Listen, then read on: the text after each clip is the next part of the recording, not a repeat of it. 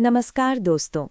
आज के हमारे इस वीडियो में हम आपके लिए दशा माता की व्रत कथा लेकर आए हैं। एक समय की बात है, एक राजा था। उसकी 2 रानियां थीं। बड़ी रानी के कोई संतान नहीं थी, जबकि छोटी रानी के एक पुत्र था।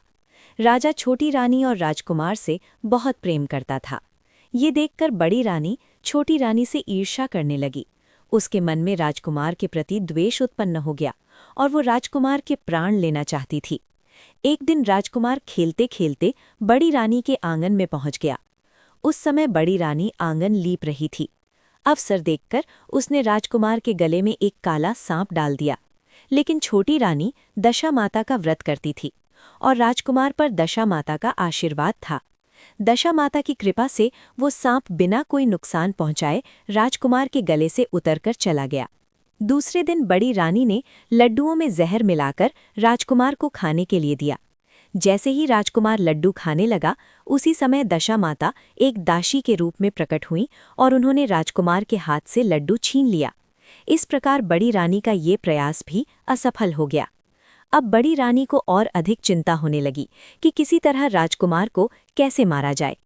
तीसरे दिन जब राजकुमार फिर खेलते खेलते बड़ी रानी के आंगन में आया, तो बड़ी रानी ने उसे पकड़कर गहरे कुएं में धक्का दे दिया।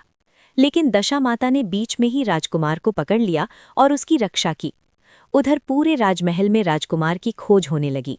राजा और छोटी रानी शोक में रोने लगे। तब दशा माता ने एक भिखारिन का रूप धारण किया और राजकुमार को अपनी गोद में लेकर एक कपड़े में छुपाकर राजमहल के द्वार पर पहुंची और भिक्षा मांगने लगी। द्वार पर खड़े सिपाहियों ने उन्हें हटाते हुए कहा, माई, तुझे भिक्षा की पड़ी है, यहाँ तो राजकुमार खो गया है। इस पर दशा माता बोली, भाइयों, पुण्य का प्रभाव बड़ा विचित्र होता है। यदि मुझे भिक्षा मिल जाए तो संभव है कि तुम्हें खोया हुआ राजकुमार मिल जाए। ये सुनकर द्वारपालों ने उन्हें अंदर जाने दिया। दशा माता अंदर गईं और राजकुमार को छोटी रानी के आंगन में छोड़ दिया, फिर वापस जाने लगीं। परंतु छोटी रानी ने भिखारिन के रूप में आई दशा माता को देख लिया। उसने कहा, रुको माई, तुम कौन हो? तुमने 3 दिन तक मेरे पुत्र को अपने पास क्यों रखा? तब दशा माता ने अपना वास्तविक रूप दिखाते हुए कहा, मैं तुम्हारे पुत्र को चुराने वाली नहीं हूँ। मैं तुम्हारी आराध्य देवी दशा माता हूँ। मैं तुम्हें सचेत करने आई हूँ।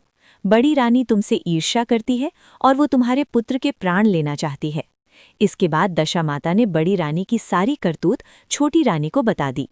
ये सुनकर छोटी रानी दशा माता के सामने हाथ जोड़कर खड़ी हो गई और बोली, माता, जैसी कृपा आपने मुझ पर की है, मैं चाहती हूँ कि आप सदैव हमारे राजमहल में विराजमान रहें और मैं आपकी सेवा पूजा करती रहूं।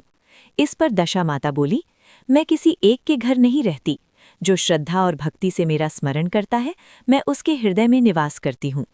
तुमने मेरा व्रत किया है, इसलिए मैंने तुम्हें साक्षात दर्शन दिए हैं।